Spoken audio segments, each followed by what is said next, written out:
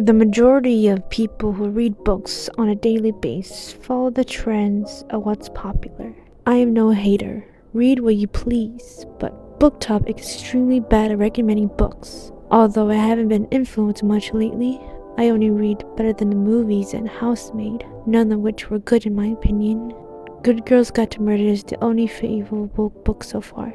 BookTop isn't the only one to blame. Authors, which I will not name, have also taken part in the disaster of publishing, rushing series, and not really deeply caring about their work. So I want to take a time travel journey where modern is classic. What books in the present don't have the same spark as old age books? Are classic novels better than the modern books? Well, let's first try a novel called Rex by S.E. Henston.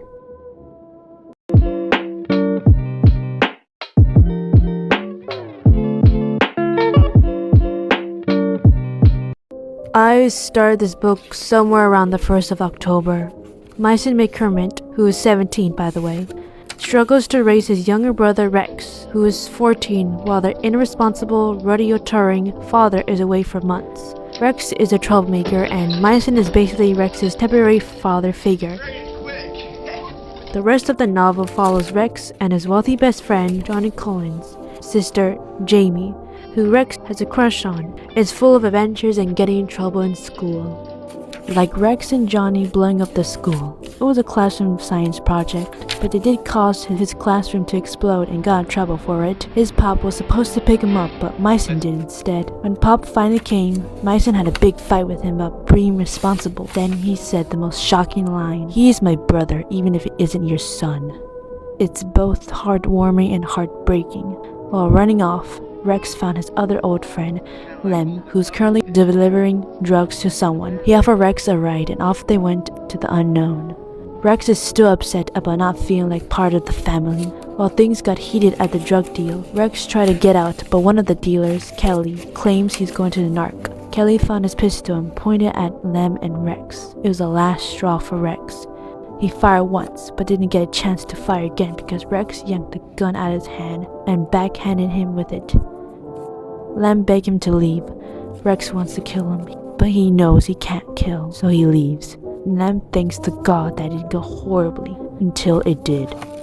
"I never saw anyone pull a gun before, God Almighty. What if he had a miss?" said Lem. "He didn't," Rex said. "What?" "I said he didn't. He shot me and it hurts like hell."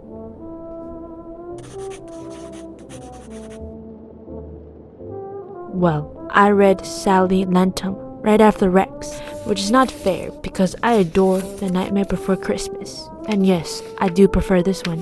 Unfortunately, I tried being fair and give them both an appropriate 3 stars. The writing is basically the same thing, super fast paced, but also the characters. Majority of reviewers agree with me. They're not the same as the movie, but I still love it and will recommend it, as well as Rex. I read this at the beginning of November. I suspect nothing about this book being good, nor did I expect it to be bad, but gladly I was wrong.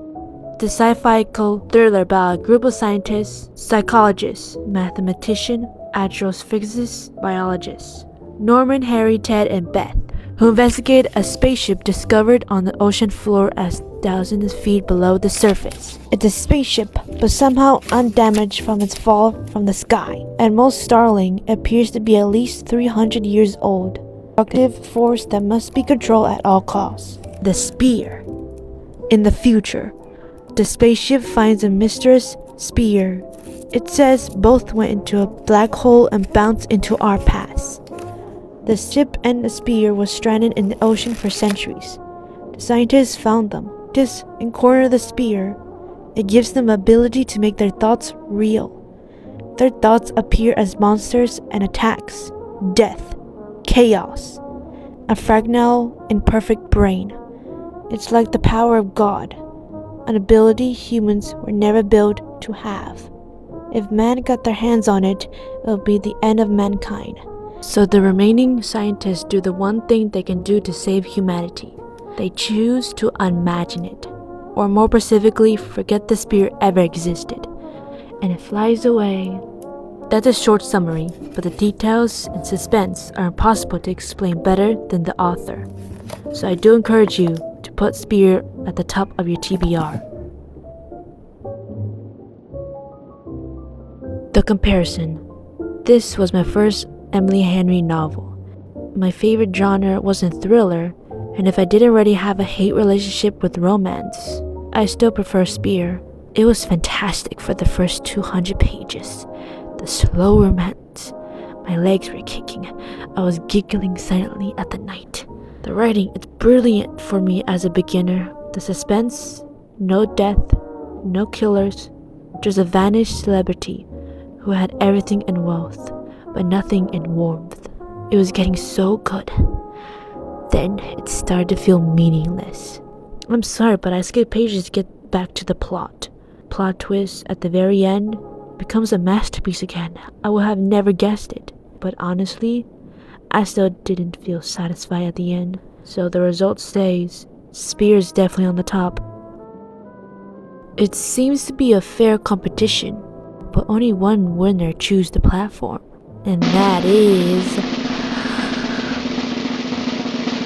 Spear. Great Big Beautiful Life is second, Sally Lentum is third, Cyrex. I can picture it like a big movie screen. The dialogue was impressively realistic and hilarious. Pages after pages, my hand couldn't stop turning it. I wanted to finish it, but I didn't want it to end. Beautiful Life, my hand was speeding through it. The only thing that slowed me down was the writing style. It's incredibly engaging, putting me into stories with emotional depth and vivid descriptions. I felt thrilled by the shocking twist, but Sally, that's it. Sally is obviously on the platform because of the brilliant movie. Unfortunately, for Rex, it didn't really make me feel anything but unsatisfied. So let's answer the question from the beginning. I don't know, honestly. It could be yes, it could be no. Can we really compare the two? Well then, this question really isn't for me. It's for you. Which is better, classic novels or modern books? And what books have you read between the two settings? Show them in the comments if you can. That's the end for this video, and more will come soon. Just stay tuned. Have a beautiful day or night. Goodbye.